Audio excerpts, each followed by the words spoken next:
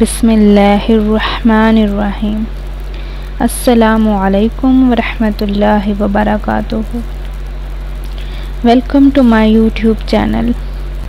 اگر آپ نے میرا یوٹیوب چینل سبسکرائب نہیں کیا تو کائنڈلی میرا یوٹیوب چینل سبسکرائب کر دیں اور بیل آئیکن کو پریس کرنا مت بھولیں۔ اعوذ باللہ من الشیطان الرجیم، بسم اللہ الرحمن الرحیم۔ لسانی مخرج، لسان کہتے ہیں زبان۔ لسانی مخرج سے جو حروف ادا ہوتے ہیں ان میں سب سے پہلے ہے حروف لغویہ کو حروف لحاتیہ بھی کہا جاتا ہے۔ یہ زبان کی جڑ یعنی اقصی زبان کے آخری حصے اور تالو کے سخت و نرم حصے سے ادا ہوتے ہیں، جیسا کہ تصویر میں دکھایا گیا ہے۔ دو نقطوں والے قاف کی ادائیگی میں زبان کو تھوڑا سا اوپر کی طرف ایلیویٹ کیا جاتا ہے قاف، اور اسے موٹا اور مخفف پڑھا جاتا ہے، اور دوسرا ورڈ اس کو باریک پڑھا جاتا ہے کیف۔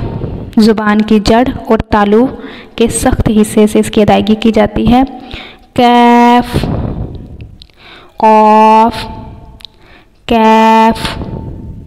اس کے بعد ہے حروف شجریہ۔ حروف شجریہ 3 ہیں۔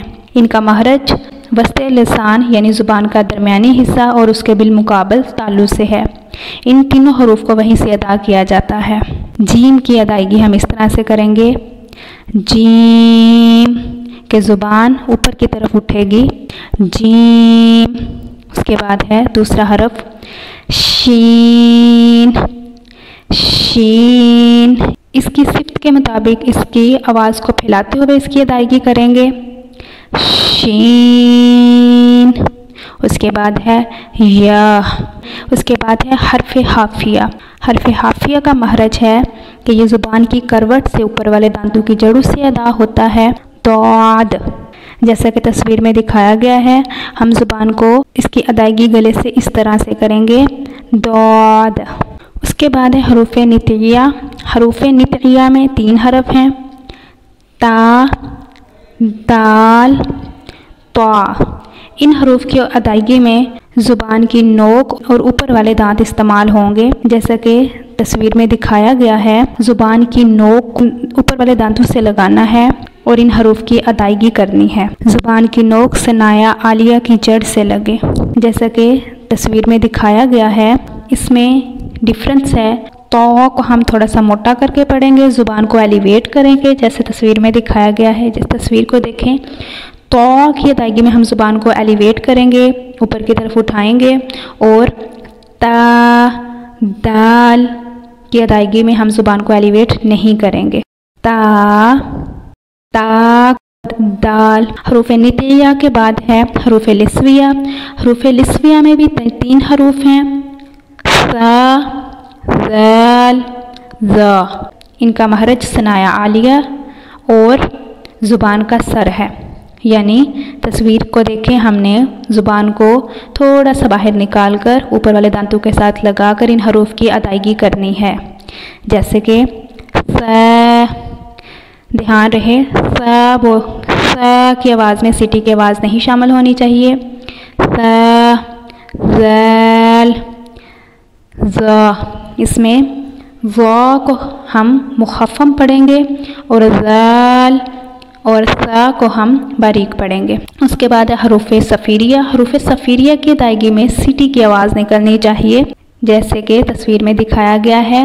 ہم نے دونوں دانتوں کو بند کر کر سیٹی کی آواز نکالنی ہے۔ اس کا پہلا حرف ہے زا، سین، صاد۔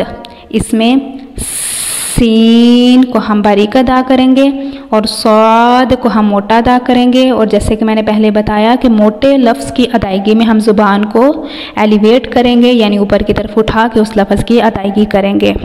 اس کے بعد ہے حروف شفویہ۔ حروف شفویہ وہ حروف ہونٹوں سے ادا ہوتے ہیں۔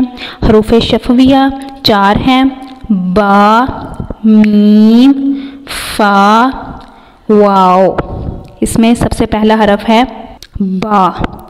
با دونوں ہونٹوں کے گیلے حصے سے ادا ہوگا، تر حصے سے، جیسے کہ تصویر میں دکھایا گیا ہے۔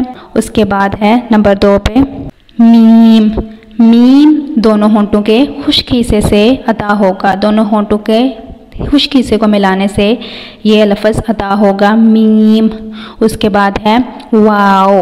واو یہ حرف دونوں ہونٹوں کو گول کرنے سے، دونوں ہونٹوں کی گلائی سے ادا ہوگا واو۔ چوتھا حرف ہے فا۔ ثنایا عالیہ کو نیچے والے ہونٹ کے تر حصے سے لگانے سے یہ لفظ ادا ہوگا فا۔ اس کے بعد ہے الجوف۔ مخرج الجوف منہ کے حالی حصے کو کہتے ہیں۔ اس میں سے حروف مدہ کی ادائیگی ہوگی جو کہ ہم انشاءاللہ آگے پڑھیں گے۔ حروف مدہ میں الف، واو اور یا، یہ 3 حروف شامل ہیں۔ دین حشوم، یہ غنہ کا مخرج ہے۔ جب ہم غنہ کرتے ہیں تو غنے کی آواز کو ناک کے اندر لے جا کر ادا کرتے ہیں۔ شوم یعنی ناک کا بانسا۔ بانسا سے مراد ناک کا اتنا محسوس حصہ ہے جس حصے تک ہم کسی چیز کی اسمیل سونگھ سکتے ہیں، یا ہم وضو کرتے ہوئے پانی چڑھاتے ہیں نرم گوشے تک، تو اتنے حصے کو ناک کا بانسا کہتے ہیں۔ الحمدللہ